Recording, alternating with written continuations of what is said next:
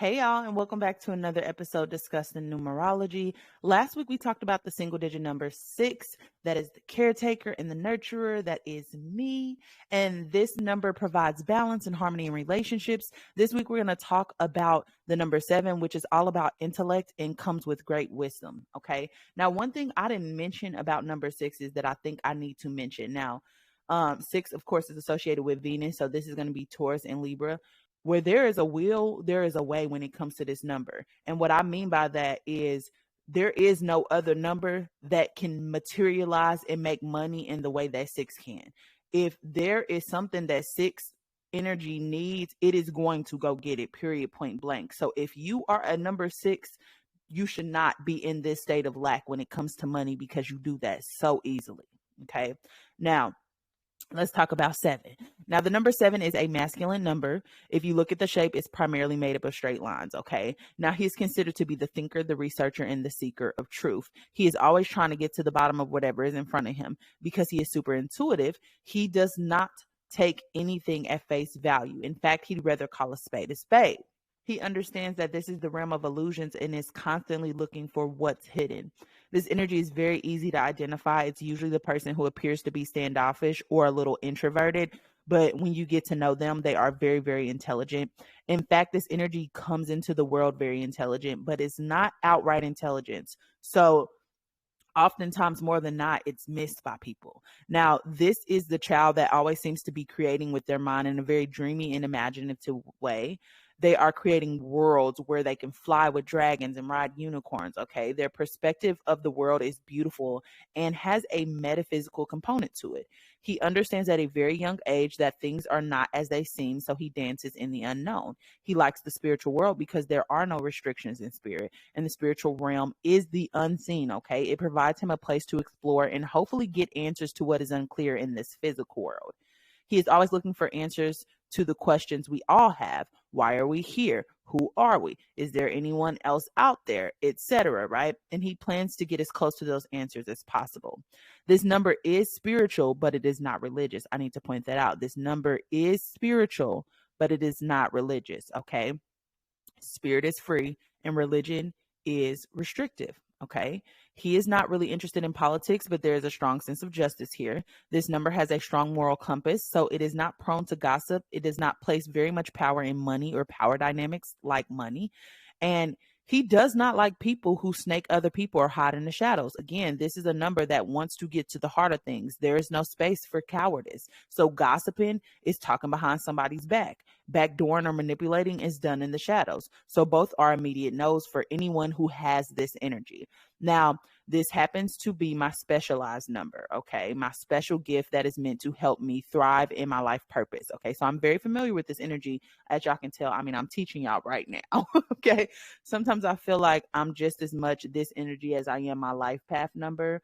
There is a certain honesty that comes with this energy because I've always said, if I got to lie about it, I shouldn't have did it, right? If I got to sneak to do it, I shouldn't be doing it, okay? And I live by that. All my friends know, don't come to me if you don't want the answer, baby, because I'm going to give it to you if you ask me, and we just going to have to get into it, okay? So remember, we have to cycle through all of these foundational energies in our life. That's why we're learning about this. Everybody cycles through this energy. Your 5 main core energies are just your default setting, but you have to cycle through all of these energies. So you're going to be all of these 9 energies at some point in your life. Okay. So you experience this energy. Now, this energy has a more dry sense of humor. He is not one of those overly happy people either. He has a divine connection with art and a great appreciation for it, but he is not super into fashion because he's not superficial on any level. This is another energy that is attracted to unpopular people or the outcasts, but they aren't your normal outcasts. These are going to be the unconventional artsy type. When it comes to physical appearance, this number is tall and lanky, but not athletic. Remember, this is the seeker in this energy. Remember, this is the seeker, and this energy probably spends a lot of time with his head in the books. So there is little interest in sports. The women are often beautiful, but they can't dress. Okay. And 9 times out of 10, they're going to have glasses. Think the Virgo women. Now, Virgos don't fight me. I don't listen. Virgos, they are not materialistic. At least I haven't met the Virgos that are. they're not materialistic, so they don't put a lot of weight on material things. That's why I said the Virgo woman. But don't fight me in the comments, okay? Because I love y'all. I love y'all deep, okay? And if you need some help, call on your Taurus sister. All right, this is definitely the woman that will get into a debate with any man in a room full of people, and the shit gets deep fast because the people will think the conversation is moving in this direction, and she will take it further than they could have anticipated. She is also very charismatic. Now, career-wise, this is not going to be the energy ready to jump into battle or join law enforcement or the military. And if he does, he will be in the analytics, logistics, planning, or science department. This energy is going to be more inclined to pursue something in academics, like becoming a teacher or professor. He may also be a scientist involved in lab research or anything that requires in-depth research or meticulous analysis, because they don't place limitations on the exploration of the mind. They are able to reach conclusions other numbers won't ever achieve. They also have an out of this world imagination, which serves as an aid in his exploration of the unknown, which is hardly achieved by other numbers either. But most of the time, the conclusion is reached through logic and rationality, which are limiting factors. So let's talk about the cons of this energy for a second. Now, this is definitely the energy that has insight on every subject, and they tend to be very opinionated. So they like to share their insights, which can sometimes be annoying to people. Sometimes I experience this all the time. People get really annoyed because with new knowledge has to come change. When you know better, you have to do better. That is how we are designed to function. So when you are spitting all this knowledge that people's body resonates with, but their mind doesn't resonate with, right? Your body knows, but your mind can be a little bit behind if you intellectualize everything, because rationality is very limiting, right? So you're threatening their ability to stay comfortable, and that's why they just reject you or find you to be annoying. Okay, sometimes this energy can make the truth more interesting as well, like exaggerate or embellish for the thrill of it. A lot of people are uncomfortable around sevens because they have eyes that penetrate through to your soul, and they can feel that you are analyzing them while they speak. He tends to be a person who keeps to himself or appreciates his own energy over the company of others. They quite enjoy isolation and alone time. He can also be super cynical, verbally abusive, and self-righteous when it comes to pain and suffering of others, and arrogant. They can be really cruel, cold-hearted, and lack empathy even. This is the person who treats other people's struggles like they aren't that big of a deal, but when it happens to them, they expect everybody to run to their aid. Like, get you out of here. Get you out of here quick. Hypocrite. Okay. This energy can be very selfish, demanding, and outright know-it-all. They can use knowledge as a weapon of superiority. Their mind is their greatest strength. That can also be their downfall. They are also antisocial and inconsiderate. This energy limits itself by placing a lot of energy in the mental and not a lot of energy in feeling the energy. Intellectualizing too much can rob you of the experiences that comes from feeling the essence of life. Some things don't need a logical or rational explanation. Sometimes some things don't need words, and sevens struggle here because everything is best experienced with a sense of detachment. Life in its purest form can only be felt. Okay. Now, let's talk about this case study. And I'm actually excited about this case study because I think that she's a good energy for this. Okay. Now, I don't know if y'all have seen the show The 100, which, if you haven't seen it, go watch it. It's on Netflix. Please go run, don't walk. But it's in the show, there's a character named Raven Reyes. And if you don't know the show, again, the show is about AI becoming sentient and deciding that humans needed to be extinct because of all the harm they were causing. So it hacked the source codes to detonate the nuclear weapons all around the world. Well, there was a civilization that was living in a spaceship called the Ark that was hovering above Earth when this happened. And after about 100 years went by, they sent teenagers down to Earth to see if it was inhabitable because they were running out of everything, basically. So they went down, even though they left those people for fucking dead. They went down after about 100 years. Now, Raven was very smart, and she played an integral role in them surviving when they got to Earth. She even lost her leg and built her a new one, which took a lot of imagination because they had limited resources. She was super brilliant and she was super resourceful. If you look at her personality, she was not approachable or friendly. She spent a lot of time in her lab trying to help them survive. She was very smart and knew a lot about everything, but not only that, she was able to apply her wisdom to the real world. She often had to fight to express the importance of what she needed to get done when a lot of people just found her crazy ideas to be annoying and inconvenient. But she knew what she was talking about. She was super honest and blunt with a super dry and cynical sense of humor. She is a great example of this energy because she did not care the sacrifices that needed to take, even if the sacrifice lacked empathy. The technology or experiment came first. Now, she was not like this about her friends, though. She was fiercely loyal, but was often misunderstood because she came across as being arrogant due to her assertiveness and her confidence in her abilities. Raven used to think of the most insane solutions to problem solve issues that would arise. She was analytical as fuck, but also creative as fuck too. Like the whole reason she was on Earth is because she refurbished an escape pod to join her boyfriend who was being sent to Earth. She built a radio so they could communicate with the people on the Ark. She was skilled in explosives. So she made them bullets, armor, bombs, grenades, walkie-talkies. She even helped them rig the spaceship that they fell down, like they came down to Earth on, so that it could take off, creating fire beneath it so they wouldn't be killed by the inhabitants of Earth who were trying to attack them. Raven was so brave and resilient throughout the show. I believe she was in like the first 4 seasons. So if you haven't seen it, go check it out. She's a really good example of this energy. Okay. Now, esoterically, the number 7 is called the seeker of answers. This is the energy that tries to establish philosophy and tries to understand why something is happening or why something exists, which has not happened until this point.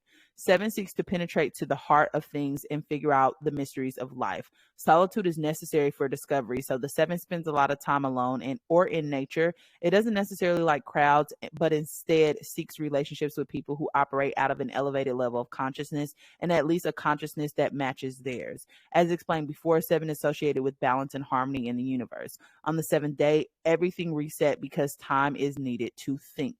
The book says the ions under 7 feel poised and calm. They realize that they now need to be still and to know.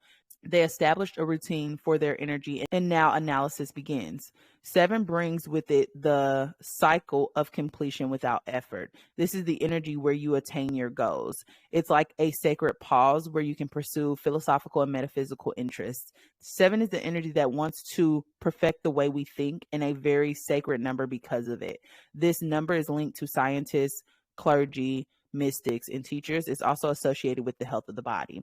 Now, the esoteric characteristics subscribed to this number are going to be introspective, quiet, intuitive, analytical, reclusive, philosophical, mystical, and inspirational. In modern numerology, 7 holds deep wisdom. This is not the energy of surface level interactions or knowledge. This energy wants to take a submarine into the subconscious of the universe. He uses his skills of searching, actively listening, and sensing and questioning to get to the core of things. We often link this number with spirituality because of its sacred significance, but please understand that this energy chooses intellect over emotion. Think of this number as the collector and filtration system for information who uses its intuitive nature as a guide through the darkness. He is all about hidden truths and bringing them to the light. The strengths of this number are going to be spiritually inclined. This energy knows that there is more to be discovered and that you have to dig to get to the honest truth of the unknown, which makes this energy very spiritual in nature. Spirituality deals in the unseen and the unknown, the unexplainable mysteries. It's also curious, so there is a lot that is left unexplained. So this energy is constantly searching for some sort of explanation. He is often interested in a multitude of areas of life and has so many questions about them, all that he plans to consume as much knowledge as possible in hopes of reaching a conclusion, constantly seeking to know more. Also, the analytical mind. The analytical mind of this energy helps them to decipher through what is valuable and what holds truth. It helps them to figure out what is important and worth further investigation. And then the weaknesses, the first one is going to be they're a little isolated, okay? They're reclusive.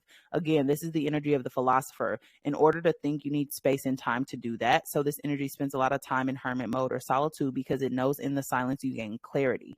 It can be really hard for this energy to find balance between the social life and information seeking. It's hard for this energy to have fun as well because it's so intrigued with studying and learning, which can lead to less life experiences or opportunities to cultivate new relationships. This energy is also secretive, okay? This energy will definitely keep you on a need to know basis. They understand that if certain info falls into the wrong hands, it could be misused and misinterpreted. So it only shares what is necessary or appropriate for the current level of understanding. This causes issues in relationships because relationships are built on honesty and openness. And then the last one is skepticism. Okay. Skepticism comes about when you do not balance this energy, which can cause you to over philosophize, meaning that you are making assumptions and trying to dig for answers in places where there are none. This looks like thinking there is more to the story when there's not. All right.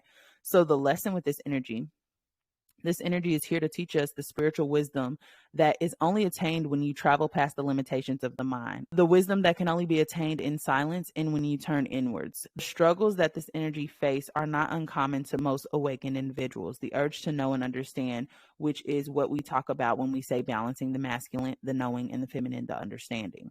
This energy is also meant to learn how to connect and cultivate vulnerable relationships with people. They are meant to learn how to balance this need for alone time and having a social life. The tarot card associated with 7 is the Chariot. The person in the Chariot is on a journey, right? And they have two sphinxes on the card, which represent balance in the masculine and feminine forces to move you closer to your life's purpose. That's why one is black and one is white, right? The black one is the feminine energy. The white one is the masculine energy. Okay. Balancing the forces of intention with focus. And it encourages you that all obstacles are being moved out of your way. 7 is linked to Libra, which is the 7th sign. Libra is the sign of truth and justice. And Pisces, which is the most spiritual sign in the zodiac. Pisces urges us to connect with something deeper, whether it's ourselves or the world around us. So boom, that's number 7. That concludes our episode on single digit number 7. Next week, we'll discuss single digit number 8, which is the energy of balance and power. Thank you for watching until the end. And as always, like, comment, share, and subscribe if you have not already. I love y'all deep. And until next time.